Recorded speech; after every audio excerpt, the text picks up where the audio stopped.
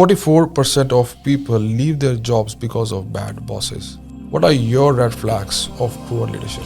Because the best of intentions, the best of capability, yes, I will be granular. I will see 5 clients every day in order to get close. So there are around 800 definitions of leadership. How do we navigate through the right definition? People will give you so many different explanations and definitions of it, but in the simplest sense, yes, managing is about really the things that you need to done, making all of those things happen, telling people what to do, ticking the boxes. Leadership is the people stuff. Leadership is about engaging people and having them want to follow you. Is leadership an art or a science? One of the most significant things that I've learned in the last couple of dozen years is... Hello and welcome to Cross That Bridge, a podcast dedicated to building a resilient mindset through knowledge, stories and perspectives. And I'm your host, Gurpreet Singh Jodhkar.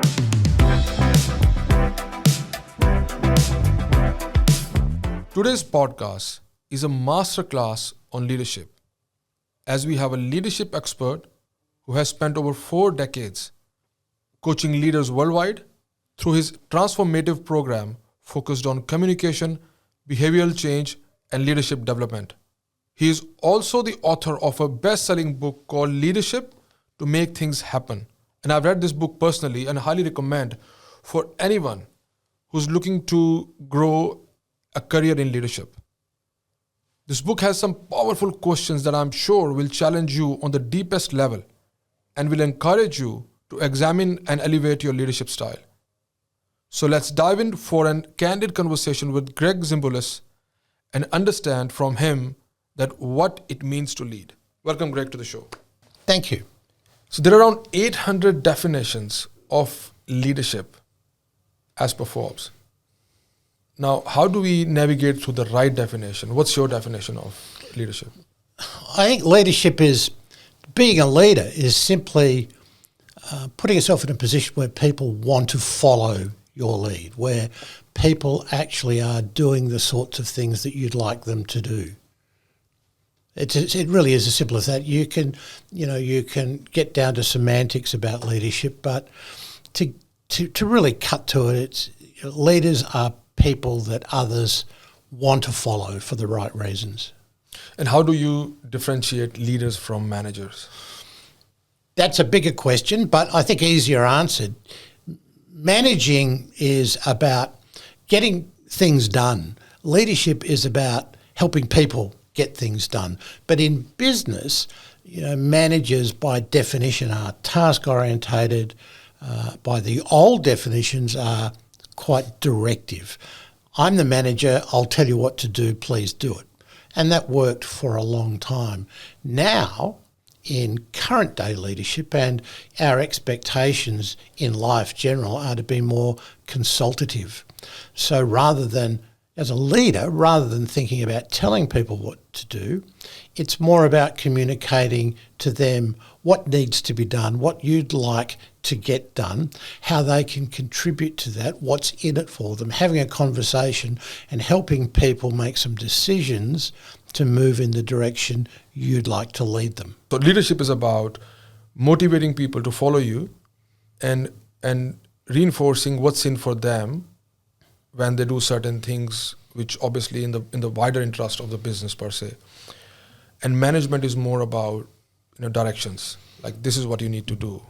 Is this how you see it? That's how I see it. And I mean, people will give you so many different explanations and definitions of it, but in the simplest sense, yes, managing is about really the things that you need to get done, making all of those things happen, telling people what to do, ticking the boxes. Leadership is the people stuff. Leadership is about engaging people and having them want to follow you. And being an effective leader, you don't need the title. There are many leaders in life and in business who are considered as your peers or as your family or as your colleagues, who simply by their actions demonstrate great leadership. Now, there is not so good vibe about being called as a manager, but everybody wants to be a leader.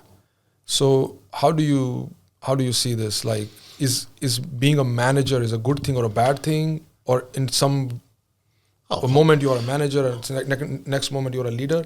Can they coexist? Of course. Or you have to be a leader only, and then or you have to have a title first before you become a leader. They need to coexist, particularly in business, because you need to manage. You need to manage process, you need to manage outcomes, and you need to manage people.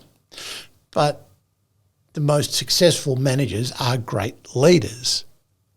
So I wouldn't get hung up on the semantics. I certainly have no problem with it. And, a great position to have is to be a manager, a store manager or a general manager or a group manager. There's nothing wrong with the title. There's nothing wrong with the word. It's just a word. It really comes down to how you act and behave and how you're perceived by the people that you are leading or managing.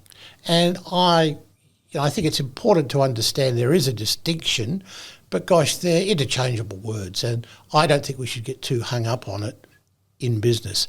But think about it in the family sense. I draw lots of comparisons, draw lots of parallels with, leading a family and being a parent in a family and having a group of people in your family, your kids or your partner, and what you do in business. You would never use the term manager as a parent, but you might use leader.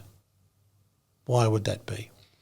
It's because there are certain traits of leaders about, and I talk in my, in the work that I do about 3 pillars of effective leadership, because everything, as I see it in leadership, in business and in life, can fit in one of those pillars, if not more. So what are those pillars? 3 pillars. The first one is effective one-on-one relationships with the people you lead. So be you a manager or a team leader or a parent, you have people in your team, and the most impactful way of influencing their behaviour is to have one-on-one relationships with them. And in those relationships, there are a number of things you do. Conversations, effectively communicate, perhaps it's coaching, observation, lots of things. But the first pillar is to have an effective one-on-one relationship with each of the people you lead. Think family. Parents have quite a distinctive and sometimes quite different relationship with each of the children or people they're influencing. That's the first pillar. The second pillar is about effective role modelling. And that is, as Carolyn Taylor says in her great book, Walking the Talk, is to walk the talk. And that is to role model the behaviours that you expect of the people you lead. So they'll be doing as you do, not just as you say. So the second pillar is being an effective role model. And this is often skirted by or abbreviated, but there are a number of things we need to be aware of in being effective role models, particularly in business. And the third pillar, and you think about this, if the first one was one-on-one relationships, the second is role modelling, the third pillar, there's high-level pillars, is to develop and sustain a very effective and dynamic team dynamic, group work, bringing your team together, having them feed off each other. Again, think family. Whilst you might be a great one-on-one parent or leader and you're role modelling the right behaviours, you need to bring the team or the family together using a number of different kinds of interactions in business. That might be team meetings or day starts or social events, so that they come together and they feed off each other. So they're the 3 pillars. So I've recently read a lot about don't mix business and family. Like, it's a red flag when people say, we are like a family. And there's a lot of talk going on the internet these days that's a red flag. You can't. Office work is work, family is family. So how do you see that?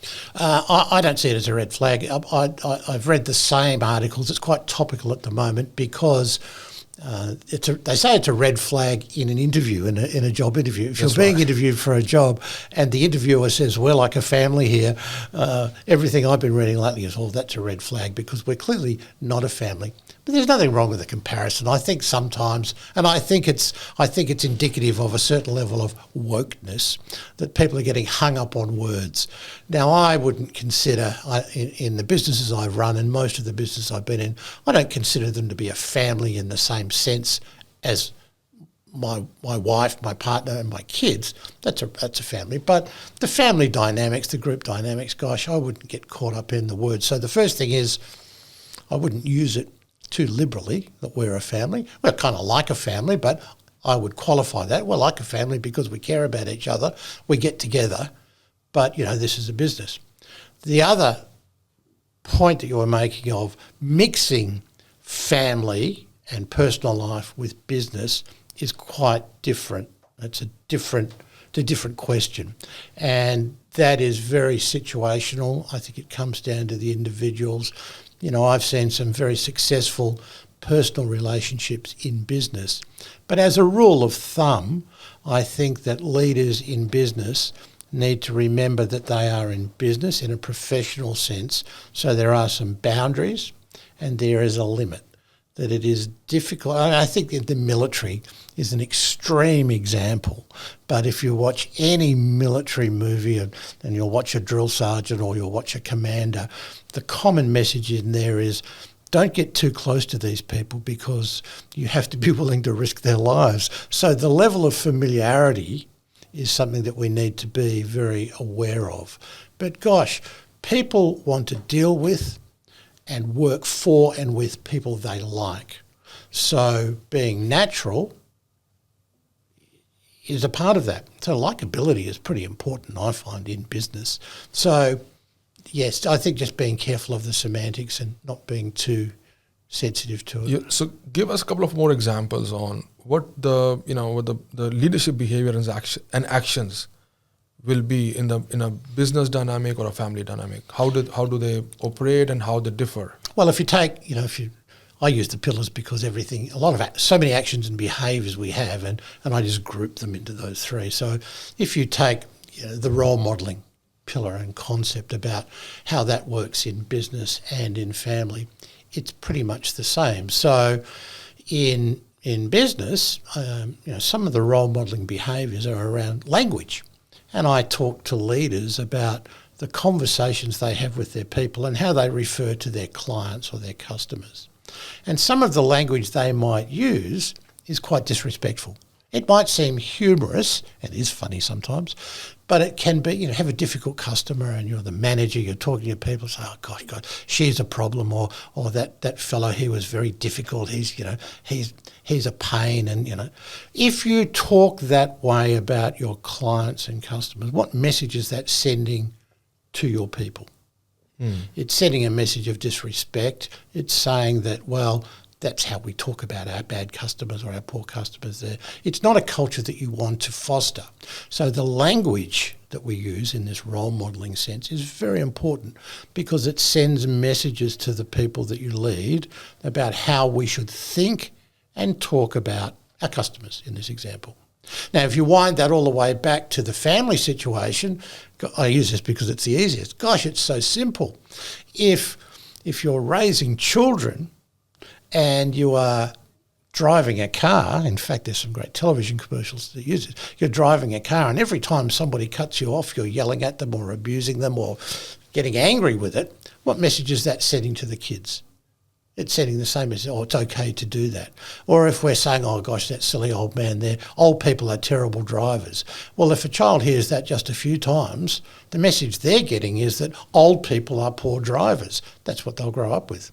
So the role modelling of the actions, behaviours and language, whilst it might seem humorous, while it might seem a small thing, there's a cumulative effect. So the concept of walking the talk, role modelling the right actions, behaviours and language is critical. And in my view, it's exactly the same in life as it is in business. Yeah, that's a perfect answer. So in that sense, you spoke about communication, right? And leadership is a lot about communication. So give us what are your thoughts and how do people who are maybe stepping into a leadership role, because they have no prior experience. They are just being themselves, individual contributors, and getting away with life, just focused on their own personal growth. But when they become a manager or a leader, now you have to stand out and stand up for people you care, obviously, You spoke about family in the business and in the real family sense. How do you elevate or assess yourself? Like, am I ready, or how do you put yourself out there and take accountability? It's a big group of questions. The preparedness for leadership is the start point, and everybody has to start somewhere. And I see novices, either aspiring leaders or people new to leadership, and quite experienced people, all having to do the same thing, but to varying degrees. So one thing that every leader really needs to have is an effective communication style, and I'll come back to that. One of the things that every leader must do is make sure that they have absolute clarity on exactly what they want to achieve in business and what they want their teams to achieve and what they want each individual to achieve. So that clarity, role clarity and understanding their mission is the first thing. Too often we see people leading without having a capable communication style, and that can be evolved, but most importantly, not having a clear idea of exactly what they want their people to do. So it goes to Stephen Covey and his 7 habits of highly successful people. His second habit is begin with the end in mind. And it's such a simple statement, but I translate that to, begin with the end in mind. If you don't know where you're going, how the heck are you going to plan to get there? How will you know if you're heading in the right direction? And how will you know when you've arrived if you don't have a clear idea? So if you're leading people and you want to develop people, and this is a tactical approach, tactical leadership, this is making things happen when you've got people that you're responsible for, you need to be crystal clear on what it is you want them to achieve. What are the outcomes that they will need to work towards? And they need to understand it. And that takes a lot of work. Only then, when they know exactly what they want to achieve, and they may be results, targets, changes, whatever that is, they need to understand it, they need to buy into it, to recognise, that's what I need to do and I can understand why. And only then can you get ahead of that and say, right, if that's what you want to achieve, now let's talk about what you need to do. Clarity on the outcomes and results, so that you can then work backwards and say, I therefore need you to do these things. Now let's look at the skills and behaviours and actions that will deliver those outcomes. So for a leader, it's understanding those dynamics. And it might sound complicated, but there's only a couple of steps in it, but there needs to be a great depth. So often with established leaders, when I talk to them and I ask them, what is it your people need to do? And they rabbit on. I said, let's be quite specific. List the outcomes and results, the measurables, the outcomes and results that you want. Let's write them down. Let's articulate that. Gosh, it's a big step for some. And once that is done, and that often takes some time and some workshopping and some support, then, okay, well, if you have a salesperson that needs to achieve these outcomes, what does that salesperson need to be doing on a regular basis, quite specifically? Oh, well, they need to, know their product and sell to the customer. What does that mean? Get quite granular about it.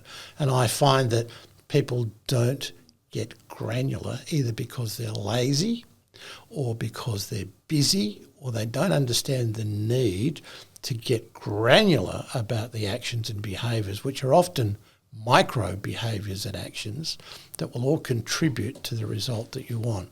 So for leaders at all levels, established leaders often skip past that. New leaders, aspiring leaders, have more focus on that and understand it, but it can be a little daunting. Yeah, that's a good point. Now, going back to your first established leader example, now isn't that setting, putting the micro goals, isn't a part of the micromanagement? Isn't that? No, it's a very good point, because people often think that close quarter support, goal setting and accountability is micromanaging. And micromanaging is an issue, but there's a difference. In my speak, micromanaging is being involved in every step of the process and exerting some influence or control over it. So, for example, if I was the head chef and I had some apprentice chefs and their task was to make the soup, micromanaging would be telling them at every step, do this, do this, do this, do this, stop, don't do that, do this, do this. It gives them no room to move. Whereas accountability and goal setting are saying, okay, let's talk about how you make the soup. Let me show you how it's done. Demonstrate to me now that you know how, practice. Now I'm going to entrust you with making soup for this meal. Tell me what you're going to do and how you're going to do it. Show me again. Great. Let me know. Do you need any more help? Let me know how you go. I'll observe you. And when you've finished, unless you're going to put some poison in there, where I'll stop you, but when you're finished, let's have a chat about how you went. And you can tell me what your challenges were, and I'll tell you what you did well and what I think you might do a bit differently. Are you okay with that? Now, that sounds quite pedantic, but as a structure, that's not micromanaging, that's entrusting people and then holding them accountable for doing what they say they'll do. So I often talk about, people will say, setting goals, giving feedback, observing them, that's micromanaging. Well, it could be, but it doesn't need to be. So it's how you do it, basically. Absolutely. I mean, that's how people learn. So if you want to teach a child how to play tennis, you think about it, how to play tennis. Well, micromanaging them would be being at every match and sitting on the sideline and instructing them on every swing, every time. That would be micromanaging.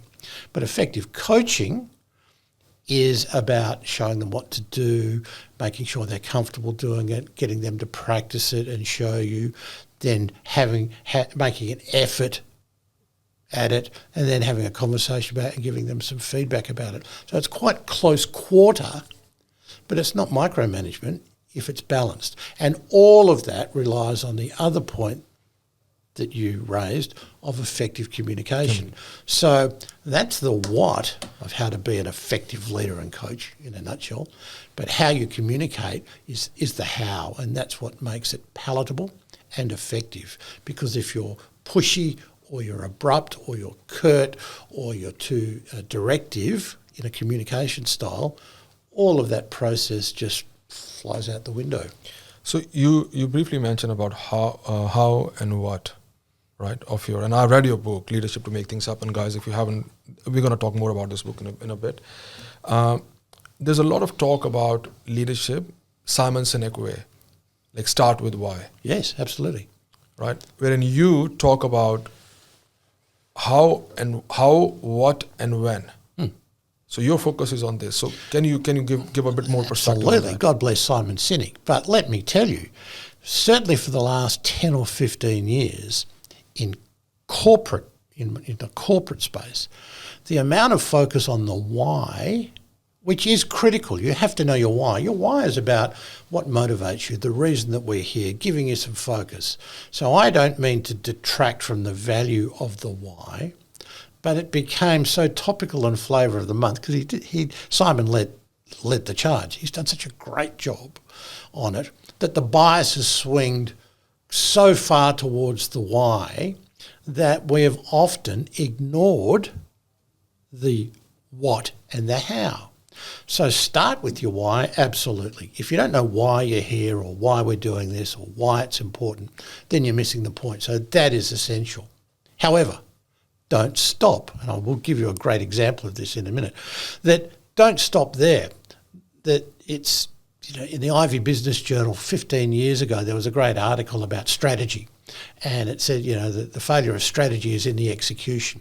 And I translate that into a number of spheres of business. And one of them is, if everything is about the why, but you don't know what to do and how to do it, what good's the why? You can get up with the best intentions in the world, with the best mindset in the world, with the greatest focus on your customers or your people or your business or your brand.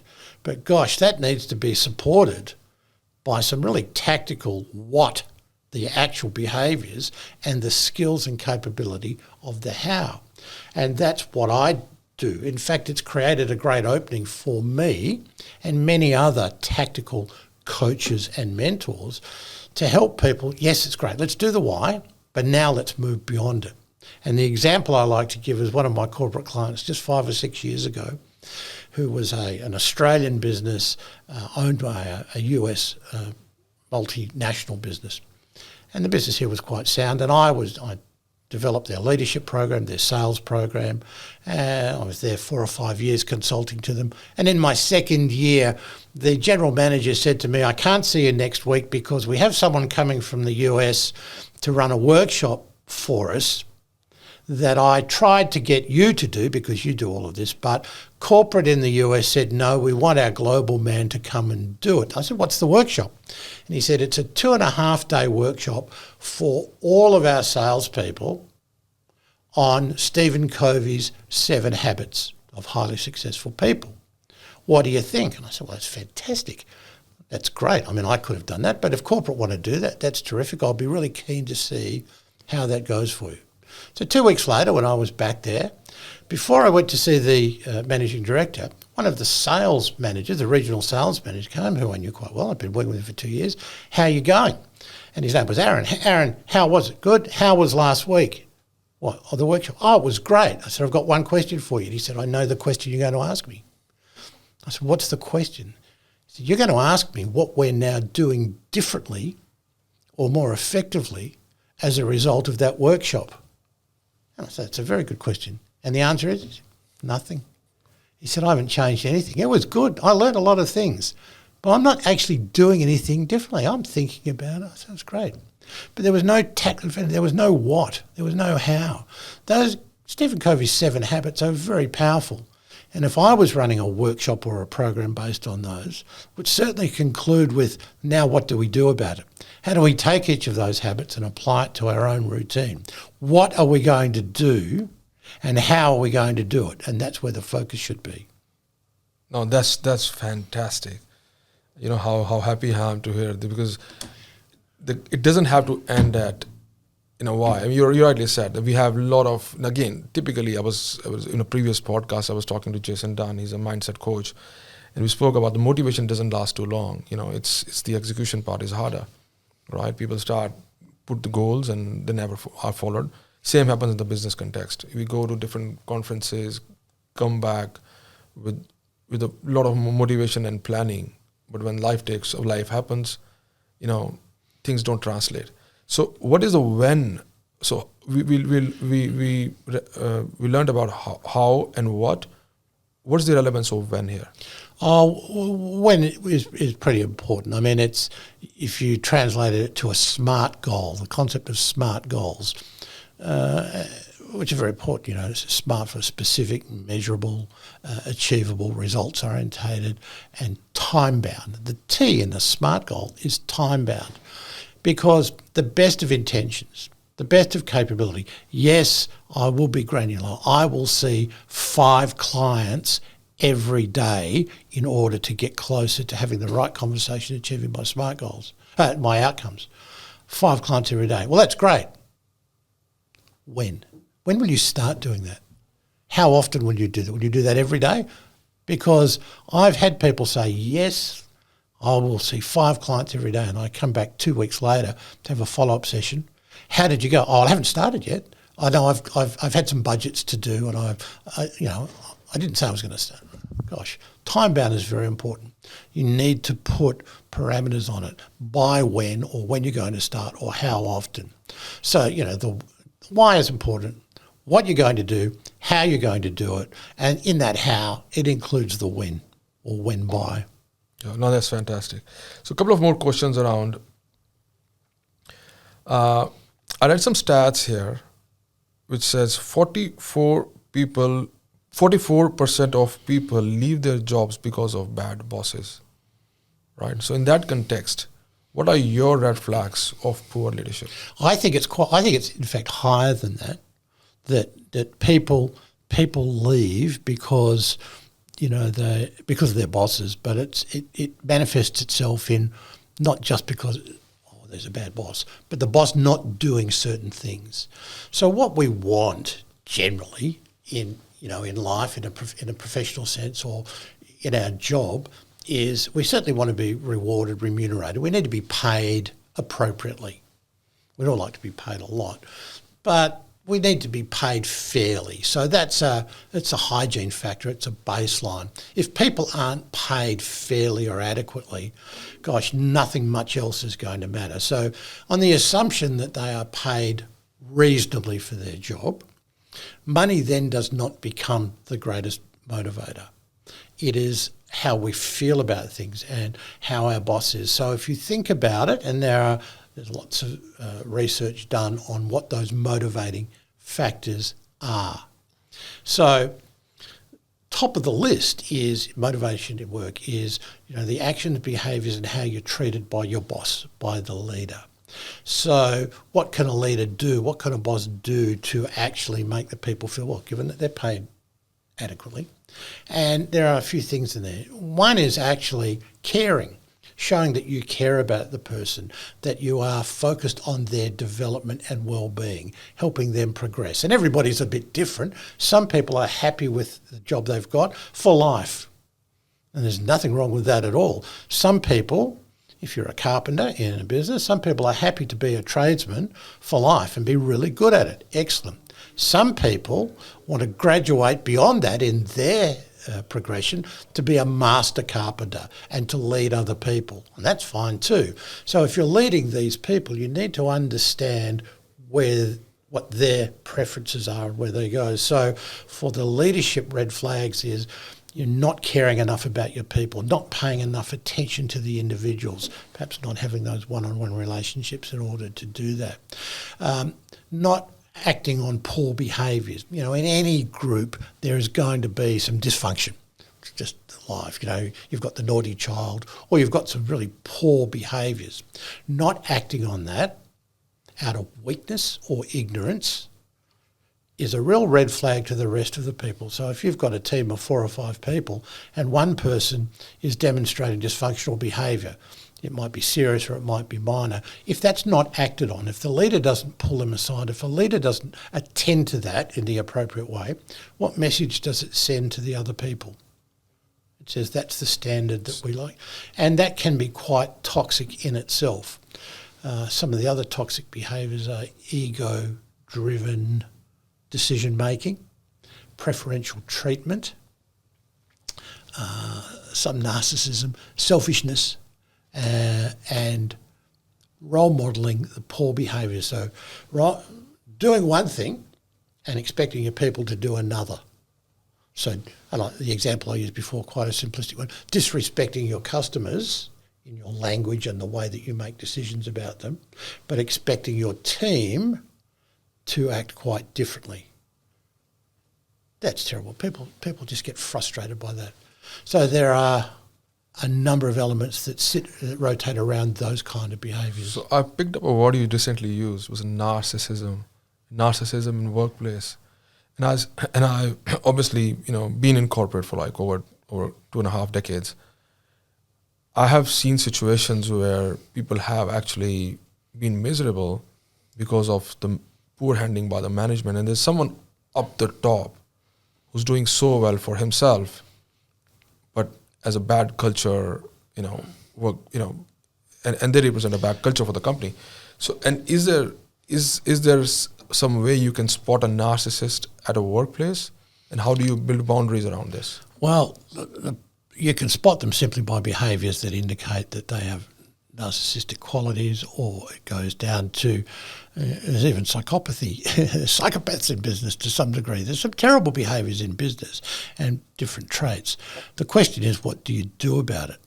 And interestingly, I post a lot of socials, and in one channel of my TikTok, I'm not promoting this, it's just the example, TikTok leadership examples every day, and I get lots of feedback. And I don't have the statistic, but anecdotally, it's at least half of the feedback I get when I talk about red flags of poor leadership, or, a toxicity in the workplace, or what you can do as a leader to be better. More than half of the responses are not from leaders. They're from people being led with simple comments like, yeah, that's my boss, or yeah, that's what happens, or my boss is like that, but he keeps his job, or my boss doesn't care. And I'm thinking, gosh, there's so much poor leadership out there, poor behaviours. Narcissism is just one behaviour there. And I wonder what the solution is. It's terrific for me because there's lots of opportunity. But the message that I'm getting from all of this feedback is that the awareness is there from the people being led, and it's a much greater awareness than by the people who actually have the issues. And that's the real challenge. So part of my mission moving forward is to help people being poorly led train their boss. How do you have a conversation with your boss to get him, because often it's just awareness. Most people are reasonable people. Narcissism. That was going to be my next question is, are those poor behaviors a reflection of their personality or their situation, or just lack of awareness? They're not being trained? Because there are no formal certificates or degree you have to do to be in a management or a leadership position. There are some, but you're quite right, not many. Not many. And I see that in virtually every industry, and I've worked in most of them, and profession, that and my focus at the moment is moving beyond corporate into smaller businesses, because in Australia, the majority of business is smaller business. So we've certainly got our banks and our telcos and our insurance companies and our mining companies, and lots of work in there. The interesting thing about all of those businesses is they have L&D, learning and development departments, or an equivalent. They have occupational health and safety. They have lots of skilling and training. They have an awareness that they try and share with their people. Whereas when you get below that into smaller or medium enterprises, everything from shopkeepers down to tradesmen and service industries that aren't largely corporatised, there is no skilling or training. That you can start a business simply by coming off the tools. So there are some great electrical contractors, one small niche, quite a big business. Electrical contractors here, people that repair lights, that fit out houses.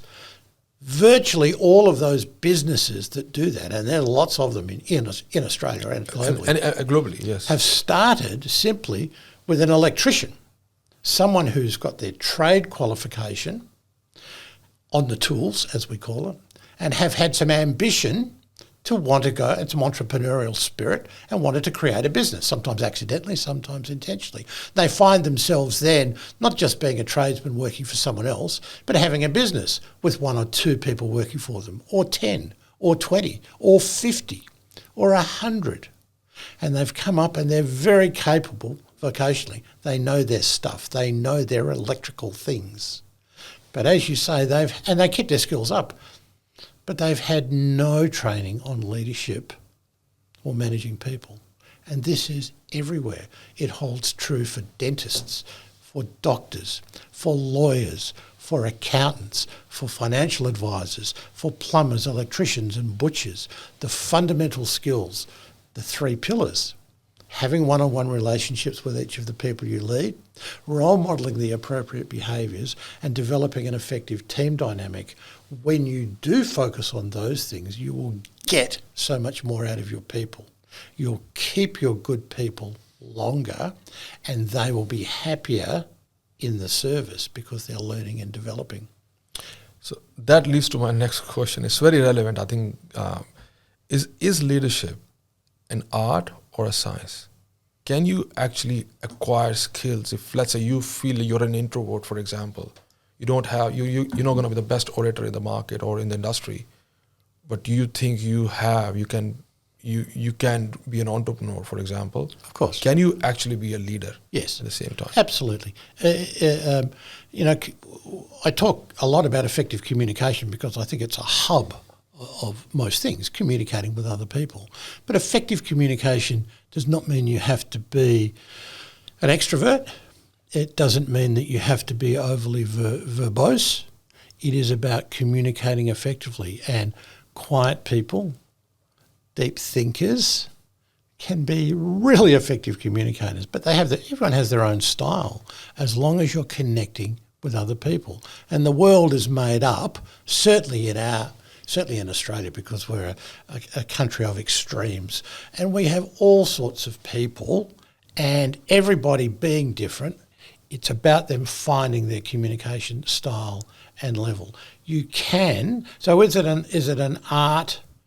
No, I think it's a skill that can be developed. How you then apply it really comes down to how you feel about the people that you're leading and what you're trying to achieve. So if I take my example of small and medium businesses, there are some people that I talk to, and they say I'm not interested. That's their job. I tell them what to do. They do it, and that works out quite well, and it probably does for them. My question is then, are those people staying long enough? Does someone on the outside want to work for you because they're being led well? And some leaders don't get it. Some business owners don't get it until they experience it. And the thing about effective leadership is that because we've not been, in the main, trained and skilled on it, we don't see the value. It's hard to sell the value in advance. So I talk to lots of businesses and they're thinking, gosh, I don't really need to invest in that. Business is pretty good. My people are happy.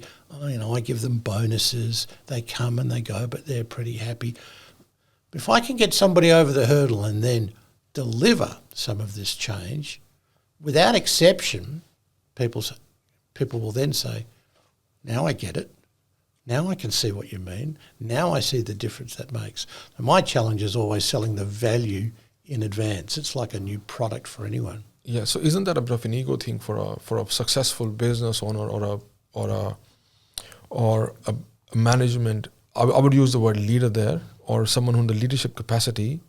Isn't that an ego thing for a person who's running a successful business or a manager at a senior position in a big, large organization, that, why do I need to learn? Because I'm already here. It definitely can be. And it goes to maturity. And as I've become older, there's this magic 24 is the number that I use, that now that I'm much older and I have children that are in their 30s, that I've recognised this magic number 24. And that is at 24 years of age, give or take, that is when you know the most in your life. So think about this. When you're a child, when you're young, lots to learn, eager to learn, asking lots of questions. And as you get a little bit older and you get into adolescence, you're thinking, I don't need to know too much more. I know a lot of stuff. And when you get into late adolescence, you think, 18, 19, I know everything. I'm being unfair on younger people, but that's when you know a lot. You get in your early 20s, you really know anything. Get to about 24, you can't teach me anything. I know all there is to know. And you get in your late 20s, you hit 30 and a few things go wrong, or you have a couple of rude shocks and you start to think, maybe I need to learn something else. And you get into your 30s and you mature and there's a bit more to learn. Get into your 40s and you start realising, there's quite a bit more to learn. Hit your 50s and you think, yep, there's a lot to learn. And let me tell you, when you get to 60, you realise you don't know anything. There's so much more to learn. And the older I get, the less I know. And now, as I'm, getting older, I think, gosh, there's so much more I can learn. But at 24, give or take, I knew everything there was to know. So the same holds true with leaders when they say, some leaders say, they won't say it, but you can just see them sit there like this and think, don't tell me anything. Older, more experienced, more mature, and I think more intelligent people recognise that there's always more to learn. My challenge as a consultant, as a coach, as a leader teacher, is to get them to actually recognise that there's more to learn. And also to recognise that I'm not their competition, I'm a resource. Any leadership coach is a resource for you. And if somebody is offering you a resource, gosh, really, don't you want to at least have a look? So it can be ego-driven, and some people, you'll never break down that barrier. But most reasonable people, if you can just chip away at it, will recognise in their own way, yes, there might be something I can learn here. If I can learn one thing that will help me, help my people, keep my people longer, make more money, attract more people, maybe that's worth looking at. Gotcha. So I think one key topic you spoke about when the age of 24. That's a generalisation. Again, I'm not going after the young ones anyway. So let's call it that 24 can be 44 for some, could be 16 for some. Yes. It just can vary. It's a magical number. It's just a point. You're saying that there's a point in life and a phase in life when you think you know it all, and then later in life when you have scars on your back, you've been stabbed multiple times from different sources and different situations in life. You tend to rethink about what you know and what you need to learn. You learn and evolve. And you learn and evolve, and you also try. Then you, along the way, you explore your blind spots.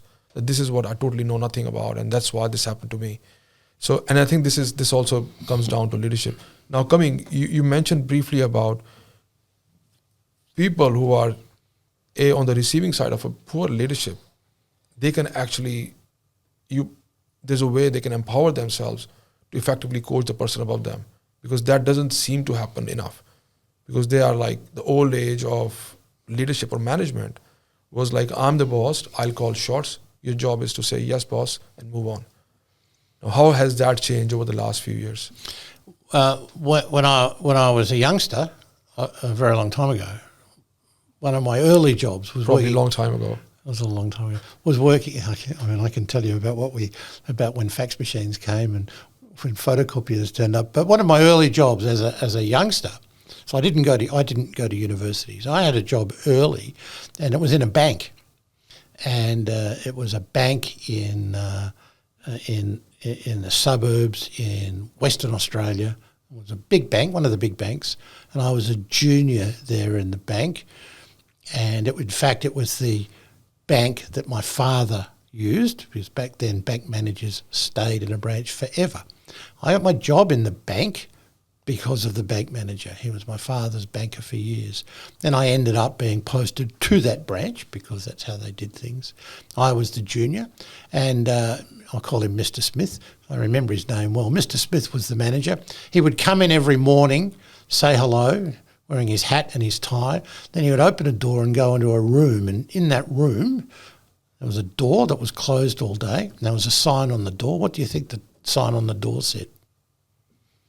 He was the bank manager. He walked in. The sign said manager. He would sit in that office. He was the manager. We wouldn't see him all day. Customers would come and go. At lunchtime, he would put on his hat and he would go out to lunch. He would come back sometime later. He'd sit in his office and do whatever managers did. And any time things needed to happen, the accountant, the number 2 in the branch, would get the instruction from the manager, and the accountant would tell us what to do, and we all did it. And then the manager, Mr. Smith, would go home at about 4 o'clock, 4:30. Banks closed at 3. Mr. Smith would go home at 4. We were there till 5, balancing the books, as you did back then. The manager sat in his office that said manager and decided what happened, issued the instructions through his number 2, and that's what we did. And we didn't complain about it. That was our job. We were told what to do, and we did it. Life doesn't work that way anymore. People now, they actually want to have some conversation. They want to feel valued. They want to be involved. They want to have some say and some control over their destiny and what they're doing. And that's quite reasonable. So finding that balance. There are still some people who want to run their businesses like Mr. Smith, the bank manager, did. It's my business. I'm the boss. I'll tell you what to do. But they are a dying breed. The buck stops with the manager or the owner or the boss, of course, particularly if you own the business. But there are far more effective ways now to harness people and get them to do, no secret about this, get them to do what you want them to do. But it's different to just telling them what to do. So what are some of those ways? Well, there's a whole stack of ways. The first is to be mindful of those 3 pillars of effective leadership: one-on-one relationships, great role modelling, and a team dynamic. And then the communication style. One of the most significant things that I've learned in the last couple of dozen years is that people only do willingly that which they truly value. This is key. So it's like, what's in for me? What's in it for me? If it's important to me, I'll do it. If it's really important to me, I'll do it willingly and enthusiastically. If it's not important to me, if there's nothing in it for me, well, you can tell me what to do, and I'm a good employee, so I'll do it. But am I going to be as engaged? Am I going to take any initiative? Am I going to care about it as much as I would if I really valued it? And that's when I think that's the missing piece. So that's the missing piece between people performing at their peak, or they are just doing just enough job. Correct. To get by. So you can think about either being manipulative. Some people say, well, that's quite manipulative, figuring out what's important to people and leaning on that, or it's just clever. So if I have a team of people, I have to make sure that they're there for the right reasons, that they actually want to do their job, that they understand the why. Why are we here? What's our purpose? What are we trying to achieve? And what's in it for you? What's the benefit? When you get paid well, you've got a career, you're working with good people. But if they don't place some value on the task and the outcome, then you really are swimming against the tide.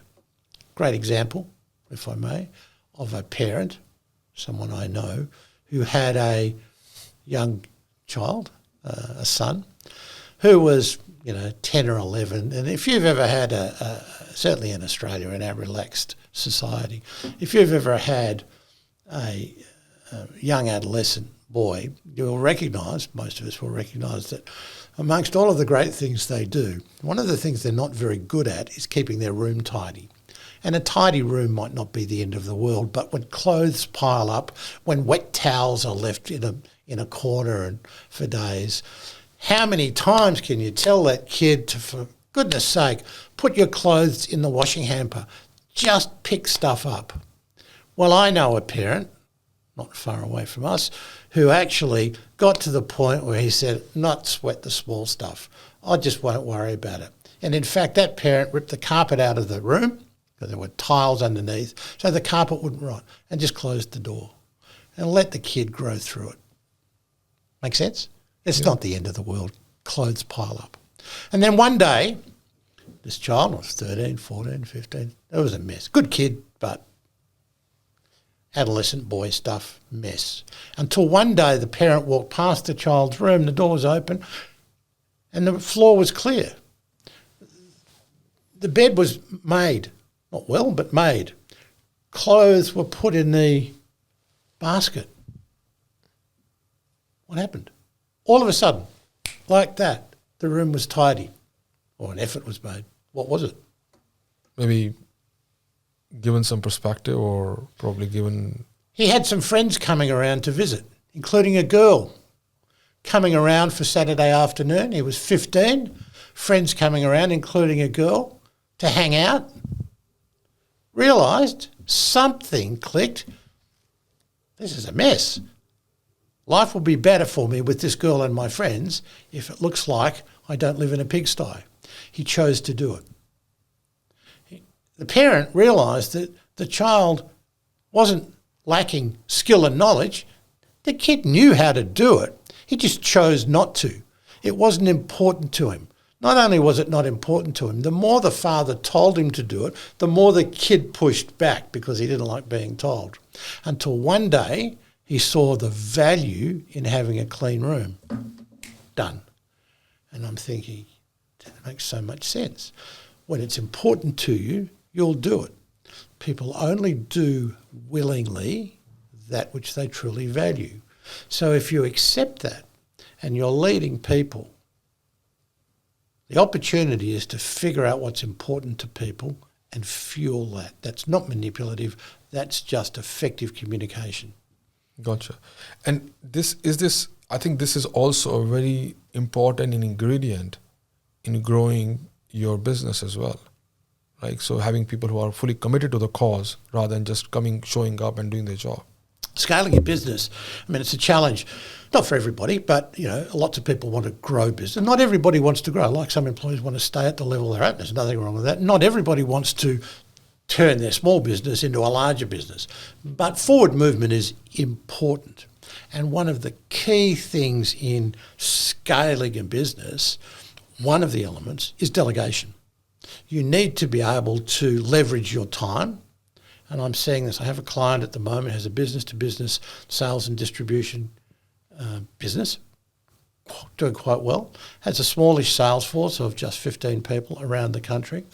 And this fellow who owns this business has the rights to the product, is managing, and is one of the best salesmen I've ever seen. Owns the business now and is motivating these people.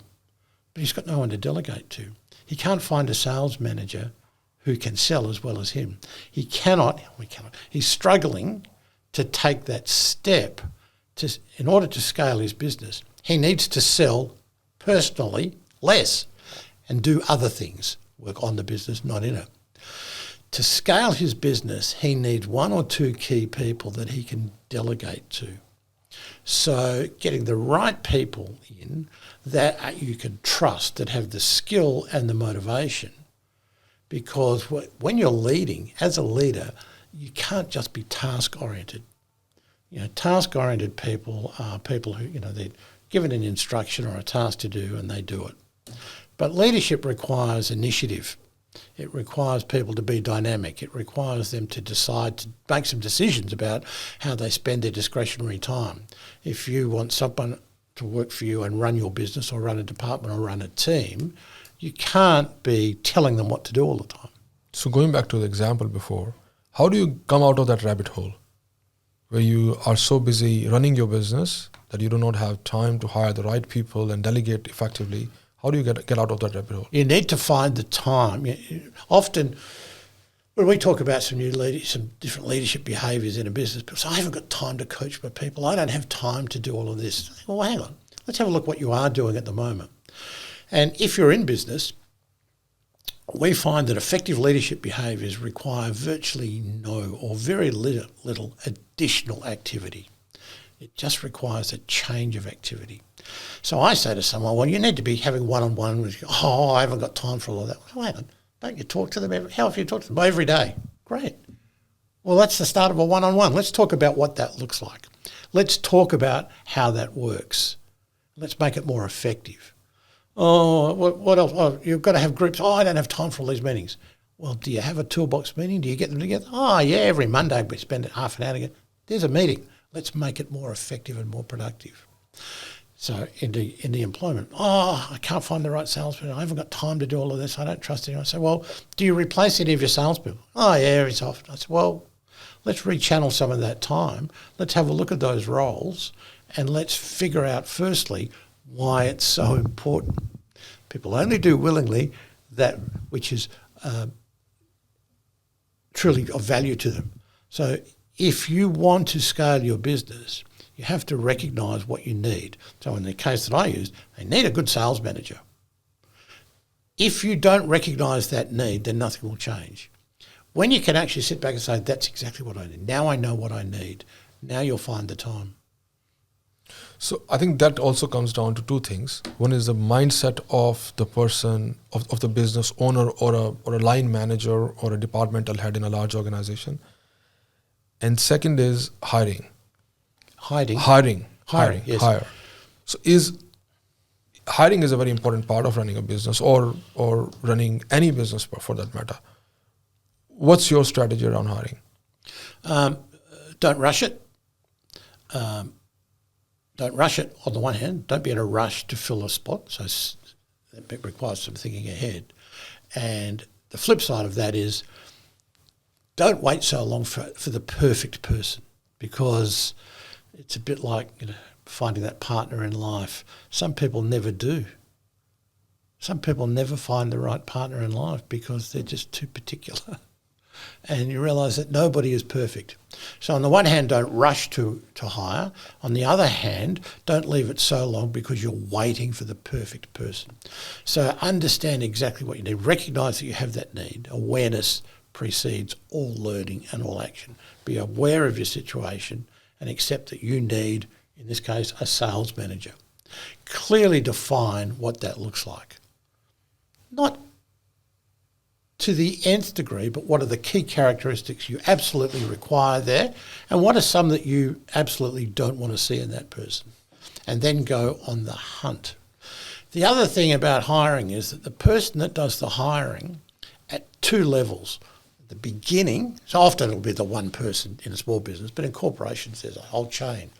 But at the beginning, in the early stage of assessment and at the final stage of approval, those people, it might be the same person, they need to absolutely understand the role. Not just see it on paper. But if you're employing a salesperson, you want at the key decision steps in that process, you want someone who truly understands sales, that really understands it. You don't want a disconnected HR person making those key decisions. They can help in the process. But gosh, if you're employing a sales manager, you want a division manager or a business owner there to be really clear on exactly what you want and making those key decisions. So know the role intimately. You don't have to be the best sales manager, but know exactly what you want. Don't rush to do it, so plan ahead, but also don't wait for the perfect person. And then, and it depends on what the role is, there's this concept of skill versus will. So the skill, the true capability to do it, and the will, the aptitude, the commitment of the person doing it. And we see this in some technical roles where we need people with great technical skills to sell a particular product or to run a division. And they might be great technically or clinically in the case of medical or dental, but they don't have any leadership skills. They also don't have any people empathy or motivation to do it.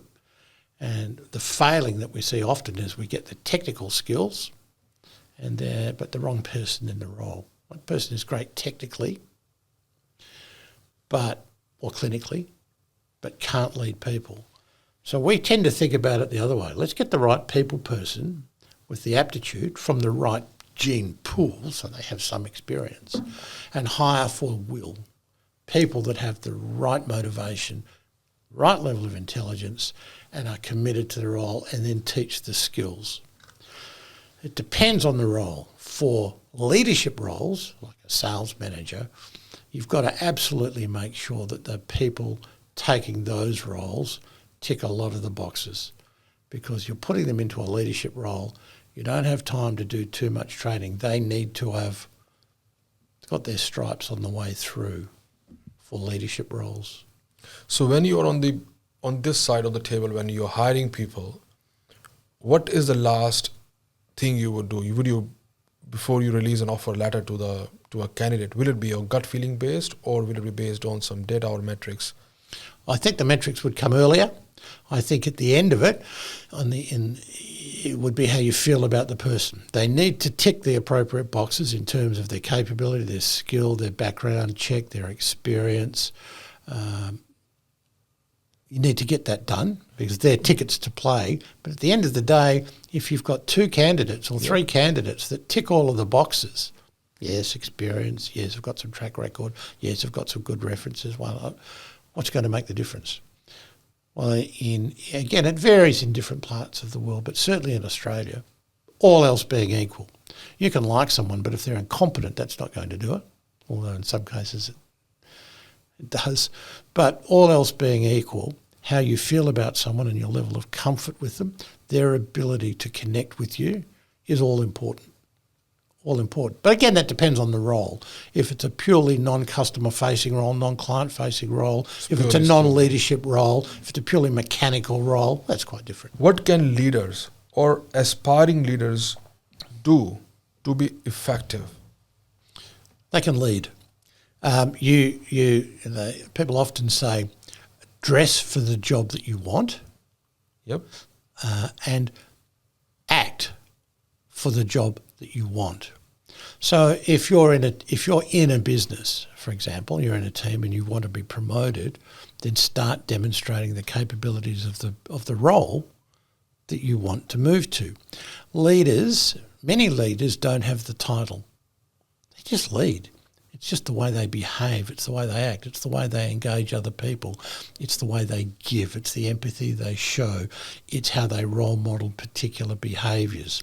So if you want to progress, then that's what I'd be doing. Lead from where you are.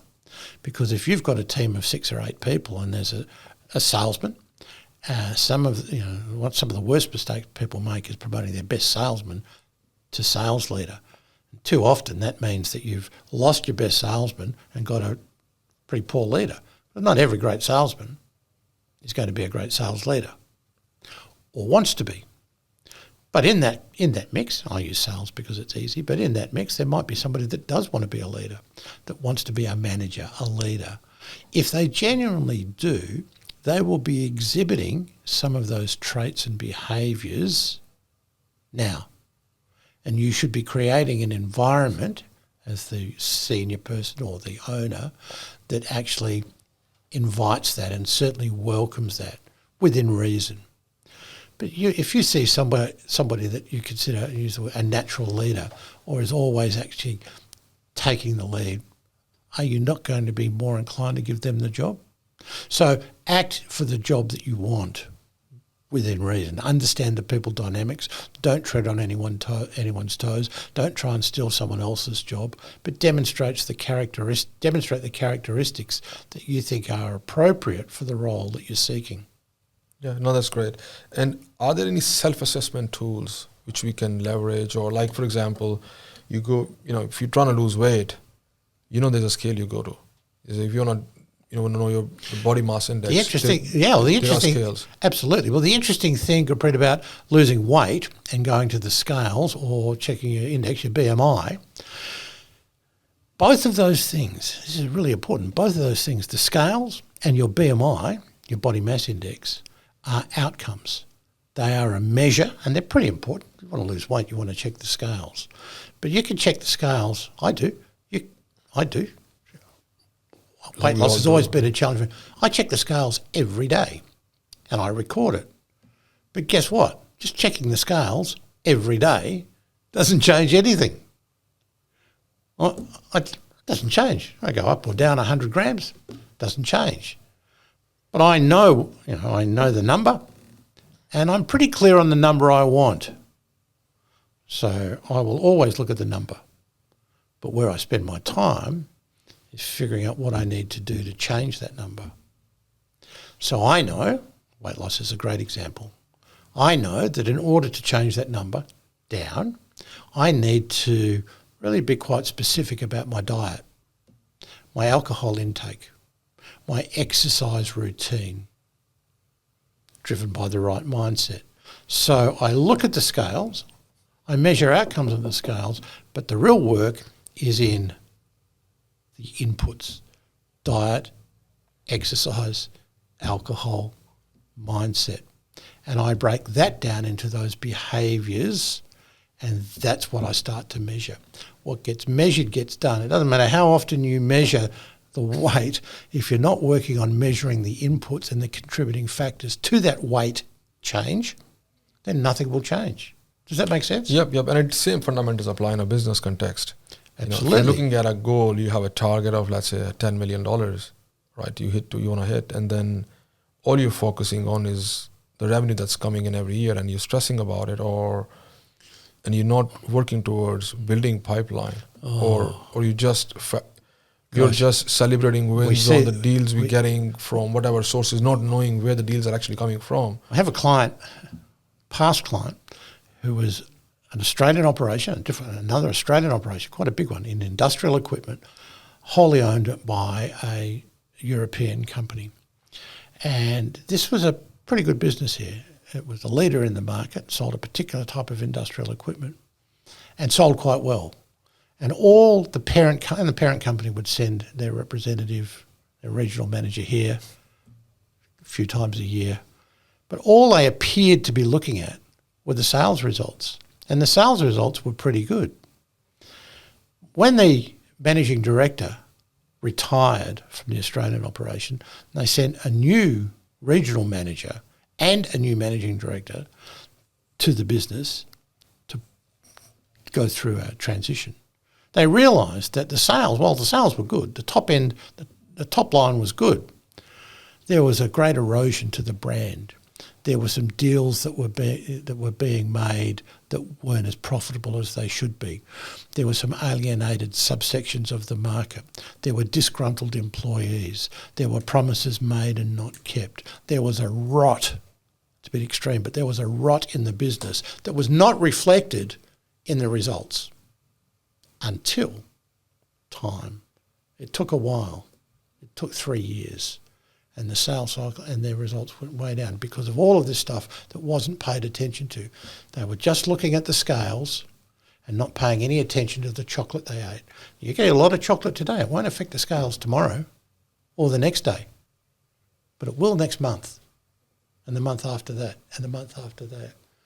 And that was the real problem. It is about understanding, and we could see that here. A good example, a topical example is Qantas. You know, Qantas, a wonderful Australian company, profitable, but there's been some brand erosion and it's being reflected, you know, it's a reflection of some of the things that happened there. You know, disgruntled employees, some, you know, deals that weren't as good as they should be. And it appears as though the shareholders have been happy for the last few years because the dividends have been there. But the brand value is shrinking because of some of the actions of that company. And it's eroding the value of that business, but it's a long-term effect. And now they're paying attention to it and it's, you know, being addressed. But I find that as a pretty good example. That and my European-owned business of just focusing on the results. It's a false positive. Perfect. So coming back to the question again, so what are the self-assessment tools? How do I look into the mirror and say, am I a good leader or not? Well, that's where I was going. So it is about looking beyond the results. You need to be, am I a good leader? But what are my results? Well, my results are good. Now let's break that down and let's look at what's driving those results. Are those results going to be sustainable? Am I making, so if I'm a sales leader, then results, I'm selling more, that's great. What are the drivers in this? So are my people happy? Are my people selling profitably? Are my margins there? Have I got the right pipeline happening? Am I prospecting correctly? Lots of those behavioural things need to be assessed. So the answer is yes, there are lots of assessment tools. We do one specifically on leadership that sits around the 3 pillars and it breaks down. So if we talk about one-on-one relationships, there are a dozen behaviours that every leader should be aware of and mostly applying. So one-on-one relationships, are you assessing? How often are you having one-on-one conversations? How often are you observing your people? What does the style of your feedback look like? Are you setting goals with them? Are they actually being held accountable? Those behaviours, an assessment there. And assessments need to be quite specific for the role and the business. But we have an online tool that allows leaders, particularly tactical frontline leaders, but it works at every level, to assess their capability around their skills and behaviours that are driving whatever results they're getting. And when they look at that, it's the first step that I take with anyone that I want to work with or that is asking me, what should we do next? So the very first thing you need to do is do this self-assessment, because sometimes they come back and say, gosh, I didn't realise those things were important. Or even worse, sometimes they come back and say, I didn't even understand what that question is. What do you mean about balanced and constructive feedback? I'm thinking, that's great. Now we know what we should be working on. Well, that's a very good question. I think so last question maybe, feedback. A lot of leaders struggle or managers struggle to provide appropriate feedback. Feedback, when you tell someone, okay, I got a feedback for you, all of a sudden, the emotion that's created is being a bit defensive. Like, what's coming my way? So how do you change the connection of feedback? You're quite right. I mean, typically, anecdotally, if you say to someone, I'd like to give you some feedback, their first reaction is, oh gosh, I'm in trouble. Yep. And you have to wonder why that is. Well, the real reason it is because typically feedback is, let's be gentle about this, constructive or corrective. People, particularly leaders, but parents as well, often their feedback has only been coming from a good place. Hand on heart, I want to help you, but it's always about something you could do better or more effectively or differently to improve. And if I say to someone I don't know, I want to give you some feedback, their immediate reaction is, oh gosh, here we go. What have I done wrong? We've been conditioned that way. The reason we're conditioned that way is because that person's leader or that child's parent has only ever been giving them feedback that is to change or improve. We need to be, and the question I ask leaders is, how often do you catch your people doing something well? What do you mean? How often do you say, Shirley, can I give you a bit of feedback? What? I want to tell you how great I thought you just dealt with that client. I overheard you on the phone talking to them. I love the questions you asked. Well done. And nothing. I just wanted you to know my feedback is good job, keep it up. Now, if you did that or versions of that on a consistent basis, how will people feel about feedback? It's positive. Better. It's better. In fact, when you grasp that as a leader and you demonstrate that in the appropriate way for you and them, not only will people feel better about feedback, they will crave it. And you know you're giving balanced and powerful feedback when people say, hey, boss, can you come and observe me when I'm talking to this customer this afternoon and give me some feedback on how I'm doing? Wow. If you can, and I've seen it happen, if you can get to the point where your people genuinely are asking feedback because they truly value it, because it's been balanced and it helps them develop, that's good. If people's performance is poor, then the feedback needs to reflect it. But if their performance is good, the feedback needs to reflect that as well. So people, then the leader, if you're giving feedback and people are actually appreciating it, you'll be more inclined to want to give it. Would you agree? Yep. So make them feel better about it. The other thing is, one of the reasons that leaders are a little reluctant to give feedback, one is because it's not receivable. The other reason is because they never get any. They don't know. Everyone needs some feedback. So I spend my time with leaders giving them feedback on their performance. And I make sure that it's specific feedback. That if I say, gee, you did a good job, well, that's not very helpful. So, Gurpreet, I want to tell you that you did a good job with that, and this is why I think it was good. This is what you did that was really effective. And we have a conversation about it. Feedback is a conversation. Coaching is a conversation. It's two-way.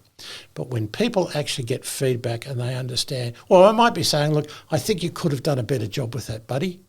And let me tell you why. Let's open up that conversation. That's respectful and necessary, and people feel engaged. And if you've got a leader that's doing that genuinely, then you're likely to want to stay with them longer. No, that's amazing. So, Greg, last thing on my podcast, I always ask people that what is that one phrase you follow that gets you out of the bed or drives your motivation?